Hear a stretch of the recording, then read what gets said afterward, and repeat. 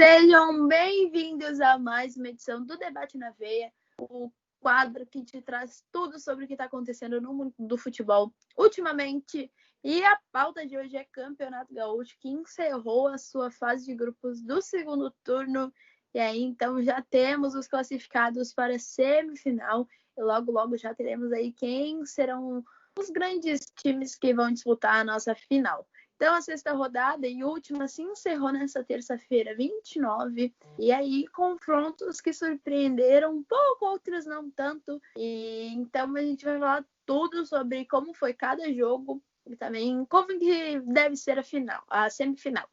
Eu sou a Lauren Berger, eu estou com o Matheus Ventura, o Leonardo Oliveira e com o Paulo Sérgio Nunes. E eles vão te trazer, então, vamos debater aí sobre como que foi os jogos, né, nessa sexta rodada. Começando, então, Novo Hamburgo e Grêmio, que se encontraram às 15 horas. Não foi muito bom, não foi tão surpreendente o jogo, porque terminou zerado. Mas quem vai te falar mais é o Leonardo, que vai contar pra gente aí quem foram os destaques, como foi o jogo, tudo mais você vai conferir agora. Léo, é contigo. Bom, Grêmio e Novo Hamburgo entraram em campo na Arena Alviazul, em Lajeado. Não saíram do 0-0, o gramado estava um pouco castigado. Foi pela sequência de jogos, devido a algumas sedes estarem proibidas. O Lajeado tem recebido vários jogos. O jogo foi fraco em qualidade, não teve grandes destaques, a não ser o Luciano perdendo vários gols em várias chances. E o gol anulado do Novo Hamburgo, que marcado pelo Cairon. O Grêmio terminou a fase de grupos em primeiro do seu grupo e o Novo Hamburgo em segundo, e vão se enfrentar de novo agora na semifinal. E eu acho que é isso. Podia ter sido um jogo bem melhor. Eu acho que o Renato levou uma equipe reserva, o PP e o Lucas Silva de destaque, que pode assumir a colocação na equipe titular da equipe, e o Guilherme Guedes, que é um lateral que está surpreendendo bastante nos primeiros jogos dele. Exatamente, o Guilherme Guedes é tido aí como um dos principais nomes para brigar pela titularidade. Ele já se destacou no Grenal, ele se destaca também no último confronto do Grêmio pela quinta rodada, e aí é um nome que tá para brigar pela titularidade. Foi um jogo um pouco fraco, 0-0, mas teve uma partida que não foi fraca, que foi entre Internacional e Aimoré. O Aimoré que não vence o Internacional há 55 anos. Então aí, quem vai falar pra gente sobre é o Paulo. Como que foi essa partida aí? Conta pra gente. Bom, Lauren, a partida do Internacional contra o Aimoré foi, de fato, a grande estreia que todos os torcedores colorados esperavam, depois da derrota do Grenal e também a partida bem abaixo contra o Sportivo. O Inter finalmente teve o gramado que o Eduardo Cudê tanto pedia e correspondeu às expectativas. Foi um jogo de imensa superioridade do Internacional, que criou bastante destaque, principalmente para o Paulo Guerreiro e para o Thiago Galhardo, que é um jogador que ajudou muito na criação de jogadas, um setor e uma função que o Inter estava bem carente, principalmente nessas duas partidas depois da volta. O Inter falta um pouco de intensidade que a gente viu antes da parada, mas foi uma atuação, comparada às duas últimas, de luxo do Internacional. Destaque para o Paulo Guerreiro, que marcou 2 gols, perdeu algumas oportunidades, inclusive o outro destaque da partida é o Luiz Felipe, goleiro do Aimoré, que salvou inúmeras vezes o Inter, que ainda acertou 2 bolas na trave, com o D'Alessandro de pênalti e também com o Patrick no último lance da partida. Um jogo de muita superioridade, apesar do adversário ruim. O Aimoré terminou como lanterna do grupo B essa fase de grupos, mas de fato é bem animador essa atuação do Internacional, é bem animadora a atuação do Internacional em função das últimas 2 apresentações do Colorado depois da volta da pandemia, e também alguns destaques para o Inter projetando a continuidade da competição. O Cudê e o D'Alessandro serão julgados pelo TJD do Rio Grande do Sul na próxima terça-feira, véspera da possível grande final. A gente ainda não tem essa confirmação, mas muito provável que vá ser na quarta-feira, dia 5. E se punidos, o D'Alessandro pode não disputar a final, assim como o Eduardo Cudê. O Dali pode pegar de 30 a 120 dias de suspensão e o Cudê de 1 a 6 jogos, caso condenados. E aí, Paulo, D'Alessandro perdeu o pênalti. Devemos crucificá-lo? Devemos criticá-lo? Tá tudo bem, ele é ídolo, ele foi só mais um errinho aí. Como que tu vê esse acerto no travessão do D'Alessandro? Eu vejo como uma infelicidade. O D'Alessandro tem uma história incrível com o Internacional. Eu, sinceramente, me pergunto por que não o Paulo Guerreiro, prestes a marcar 3 gols. Ele tentou demais, estava numa certa seca, numa certa cobrança da torcida por não marcar, principalmente quando passou em branco novamente contra o Grêmio. Essa é a grande questão do Paulo Guerreiro vestindo a camisa do Internacional. Me pergunto por que não o peruano, mas o D'Alessandro bateu bem, a bola foi no travessão, foi rasante.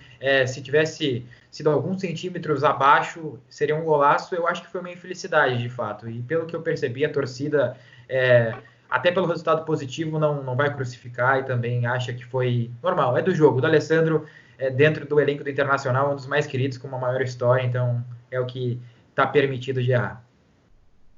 E mais um ponto que é importante falar é sobre o gramado. O Cudê na última semana reclamou no primeiro jogo, no Grenal era um gramado muito ruim, no segundo contra o Sportivo também foi, e aí bastou então chegar no CT do Grêmio, né, onde as categorias inferiores treinam. Ele precisou de 20 minutos para provar que realmente é um time bom, que tem intensidade, como a gente já estava acostumado a ver antes da pandemia. E como que tu vê isso? Realmente era o gramado ou era falta de ritmo do time? Como que tu encara isso? Tu acha que o Inter vai manter aí esse ritmo que ele conquistou, voltar com as vitórias que a gente já estava vendo ele conquistar aí ultimamente? Bom, de fato, o gramado prejudica, o gramado influenciou no jogo do Internacional, os 2 gols e todas as tentativas do Inter que levaram perigo e fizeram o Luiz Felipe trabalhar, envolveram bola no chão, troca de passe, construção de jogada. Era uma coisa que a gente não havia visto tanto no Grenal como quando o Inter jogou contra a equipe do Sportivo. Não tiveram essas jogadas, o gramado realmente prejudica. Mas o Inter não foi tão intenso como a gente via antes da pandemia. Ainda pesa a questão da parada, foram 4 meses sem entrar em campo, sem disputar uma partida oficial. O período de treino nem sempre foi com bola. Então, vai ser uma volta gradativa dos jogadores do Inter em relação à intensidade, mas empolga. Acredito que o gramado influencia. Muito provavelmente o Inter vai jogar em 2 bons gramados as próximas partidas, tanto a semifinal e caso avance a final. E acho que o Inter pode render mais do que rendeu nas últimas 2 partidas para a felicidade dos torcedores. Também vale destacar a atuação do Bruno Fux, que foi bem importante. O Bruno Fux, os 2 laterais, tanto o Moisés como o Sarabia, foram bem defensivamente. O Aimoré tentou algumas vezes um contra-ataque ou outro, mas os defensores do Internacional foram muito bem, conseguindo neutralizar as chegadas do Índio Capilé. E aí, então, agora é hora de falarmos sobre outro confronto aí, que não foi tão cheio de ritmo, tanta intensidade quanto foi Inter e Aimoré, que é Caxias e Ipiranga. O Caxias, que era o grande campeão do primeiro turno, e tentava então tentar antecipar essa vitória na final do Gauchão. E quem vai falar pra gente é o Matheus. Matheus, como que foi essa partida? Conta pra nós. Bom, Laura, em resumo, foi uma partida com poucas emoções. Foi na Montanha dos Vinhedos, em Bento Gonçalves. O Ipiranga e o Caxias empataram em 0-0. O Caxias, como tu disse, foi o campeão do primeiro turno, em cima do Grêmio. E já tem assegurado a sua vaga na final do retorno. A equipe de Erechim, ela não tinha a chance de conquistar a vaga entre os 4 melhores. E com esse resultado, o Ipiranga ele terminou com 4 pontos em quinto do grupo A, enquanto o Caxias terminou com 11, que foi o mesmo número de pontos do Sportivo, mas o Sportivo fez mais gols, né? Foram 7-10, e o Caxias terminou em terceiro do grupo B. É isso. Foi uma partida bem fraca, digamos assim. Acredito que todos esperavam mais principalmente por ser um confronto entre o Caxias e o Ipiranga, que vinha muito forte no primeiro turno. Foi um confronto muito acirrado entre Ipiranga e Caxias lá na final do primeiro turno, na semifinal, desculpa. Mas agora é hora de falarmos sobre Brasil de Pelotas e São Luís, que foi disputado aí também, e tivemos uma vitória nesse confronto. Não foi 0-0, mas quem vai contar tudo pra gente é o Léo. Léo, como foi? O Brasil de Pelotas e São Luís tiveram uma partida bem fraca tecnicamente também, jogaram na Arena Cruzeiro em Cachoeirinha. O jogo parecia de começo ser um jogo bastante agitado, com um pênalti logo no primeiro minuto para o Brasil de Pelotas, em que o camisa 10 chavante GG fez o gol, que foi o único da partida. De resto, a partida ficou com a bola circulando muito no meio do meio campo, sem profundidade, sem criatividade. As equipes não criaram, não tiveram grandes oportunidades de gol.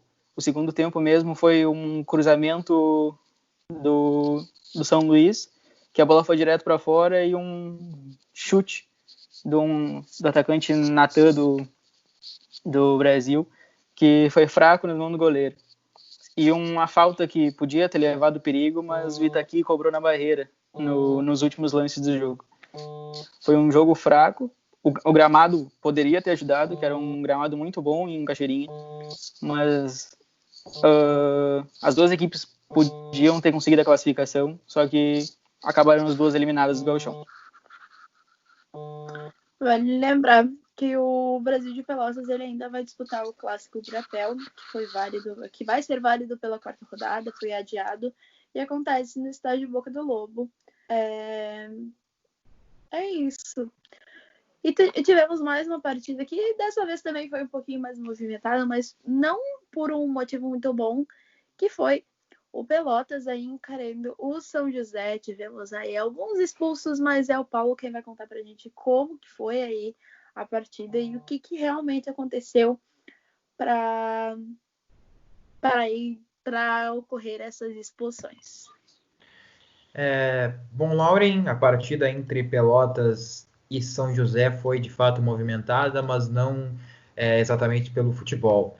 Ainda no primeiro tempo, o Pelotas perdeu 2 defensores, o Matheus Santana e o Fábio Alemão, e o Pelotas, que é o último colocado, com apenas 1 ponto, um aproveitamento no segundo turno de 6,7%, mais uma vez perdeu, já vinha de uma derrota contra o Caxias na rodada passada por 2-0, e no CT Eldorado, num campo bom, no centro de treinamento do Grêmio, desempenhou um futebol abaixo mais uma vez. A equipe do São José pressionou bastante, acertou inclusive algumas bolas na trave, mas o gol de fato saiu com o goleiro Fábio.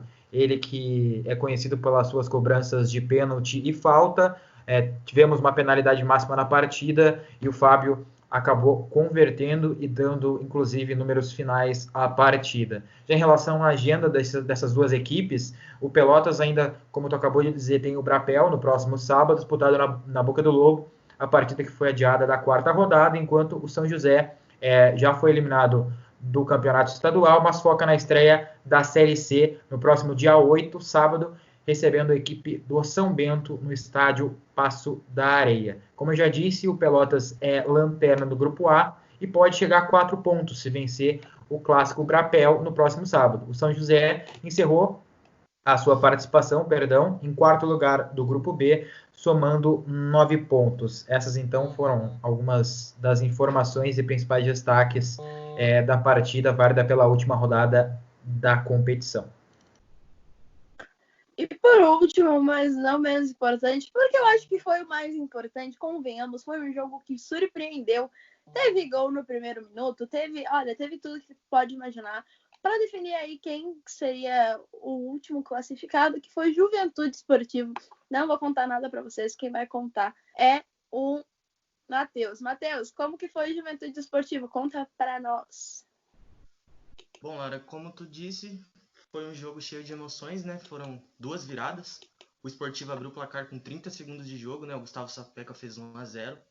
Mas aí o Verdão foi para cima, empatou aos 13 num gol contra do Robert. E virou o jogo com 33 minutos do primeiro tempo ainda. Mas no segundo tempo, visando a classificação, o Sportivo veio para cima e virou a partida novamente. Aos 30 minutos do segundo tempo, o Flávio Torres empatou a partida e 4 minutos depois o Cleiton virou. E com esse resultado, o Sportivo chegou aos 11 pontos, superou o Caxias, e que teve a mesma pontuação, né? As duas equipes ficaram com os pontos, mas a equipe de Bento Gonçalves se classificou para as semifinais. Já o Juventude foi eliminado, mas volta ao futebol no próximo dia 8 de agosto, na estreia da Série B contra o CRB, lá no Alfredo Jaconi, em Caxias do Sul. Vale lembrar, então, que você era muito legal, porque são times de interior, são times menores que Inter e Grêmio, mas no final do jogo, o Grêmio terminou um pouquinho antes que o do Juventude Esportivo, e a alegria dos jogadores do Novo Hamburgo e da comissão técnica toda pela classificação foi bastante legal, é uma coisa que a gente deve ressaltar aí. Que bom que os times do interior, e até de Porto Alegre, estão tendo essa visibilidade maior. E aí a gente vai dar o nosso palpite aqui para encerrar já sobre a semifinal. Ainda não tem data, ainda não tem lugar, ainda não tem horário, mas Internacional enfrenta Esportivo e Grêmio enfrenta Novo Hamburgo pela nossa semifinal do segundo turno. Meninas, vamos começar com o Paulo. Qual o palpite de vocês para Inter e Esportivo e para Grêmio e Novo Hamburgo? Quem aí vão ser os classificados? Bom, Lauren, em relação à partida do Internacional contra o Esportivo, eu espero uma continuidade do que jogou o Internacional hoje. Tem uma oportunidade muito boa de fato, engrenar, fazer desse um resultado virar uma sequência de partidas boas, depois desse recomeço abaixo da equipe do Eduardo Cudê. O Esportivo é um time um pouco abaixo, levou algum certo perigo ao Internacional na última rodada, sim, mas uma equipe reserva, uma equipe que tinha uma dupla de zaga toda da base, e eu acredito que o Inter consiga a classificação enfrentando a equipe de Bento Gonçalves. Já em relação ao Grêmio, eu vejo essas duas últimas partidas do Grêmio um pouco abaixo do que a gente vinha acostumado a ver, inclusive abaixo do que foi o Clássico Grenal, que o Grêmio... o jogo foi pouco criativo, mas o Grêmio ainda conseguiu ser melhor que o Internacional, e era um clássico, então acho que a dificuldade da partida, a energia da partida era um pouco diferente. Espero também que o Grêmio, diferentemente de hoje, não fique só no empate com o Novo Hamburgo, acredito que passe da equipe do Noia e a gente deva ter um Grenal na final do Campeonato Gaúcho desse segundo turno, e a partir daí definir quem será o grande finalista para definir o campeão estadual no Rio Grande do Sul contra o Caxias, do Rafael Lacerda. E agora então, Leonardo, quem que deve avançar aí para a nossa final entre Inter e Esportivo e Grêmio e Novo Hamburgo? Quem que vão ser os grandes vencedores? Eu vejo que Inter Esportivo deve dar ao Inter por ter uma equipe melhor, mais qualificada, e acho que não tem como, só seria dar uma verdadeira zebra se a dupla Grenal por completo não se classificasse. O Grêmio hoje com as reservas empatou com o Novo Hamburgo, completamente titular, uma gurizada segurou o resultado e jogou um pouco melhor que o Novo Hamburgo. Acho que o Grêmio titular deve classificar frente ao Novo Hamburgo na semifinal, e o Internacional também tem toda a capacidade. O time do Eduardo Cudê melhorou bastante nesse último jogo contra a Aimoré e tem grandes chances de passar tem total capacidade, tem qualidade, tem um grupo mais qualificado, acho que leva melhor em frente ao Esportivo, e o Grêmio em frente ao Novo Hamburgo também. E para encerrar, então, Matheus, como que tu vê esses confrontos acontecendo? Quem que vão ser os vencedores das partidas? Eu vejo a dupla Grenal muito acima, né, dos dois adversários, claro, pelo elenco, por toda a questão financeira e tal, pela campanha das duas equipes também. Eu acho que o Grêmio se for com os times titulares, claro, eu acho que o Grêmio passa tranquilamente da equipe do Novo Hamburgo. Eu acho que o Inter talvez tenha um pouco mais de dificuldade contra o Esportivo, claro, vale ressaltar que o Esportivo é o grande campeão do interior, conseguiu a vaga na Série D, conseguiu também a vaga para a Copa do Brasil do ano que vem. Porém, eu acho que o Grêmio se classifica e o Inter também, mas com um pouco mais de dificuldade. Mas seria uma grande surpresa, claro, se as duas equipes não ganhassem os seus próximos confrontos.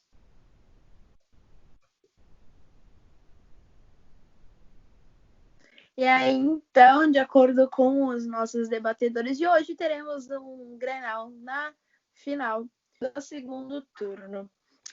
Você só vai saber isso daqui a alguns dias, quando soltarmos o nosso vídeo sobre como foi a nossa semifinal. E aí, com o resultado também que acreditamos que vai acontecer na nossa final.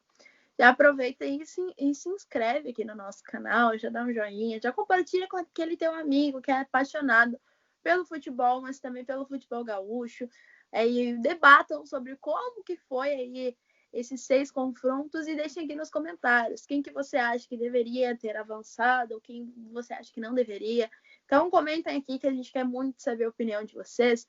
Se inscreve, deixa o joinha, já ativa o sininho também, porque tem bastante conteúdo. Confiram, tem podcast, tem tudo. Já aproveita lá e vai lá no nosso Instagram, @futebolnaveia.br. Você confere conteúdos exclusivos, como lives, temos também notícias diárias, temos muitas coisas lá. Estamos no Twitter em @FNVBR, também com notícias atualizadas a todo momento. Estamos, né, na internet em www.futebolnaveia.com.br. Lá você confere prognóstico, pós-jogo, pós-rodada, notícias de mercado da bola. Tem muita coisa lá e também tem colunas que são textos históricos muito especiais e preparados perfeitamente para vocês. Então vão lá conferir, é bem legal. E voltem aqui que falaremos mais sobre o futebol gaúcho, sobre o nosso gauchão e como que vai acontecer as próximas partidas. É isso, então, tchau, tchau.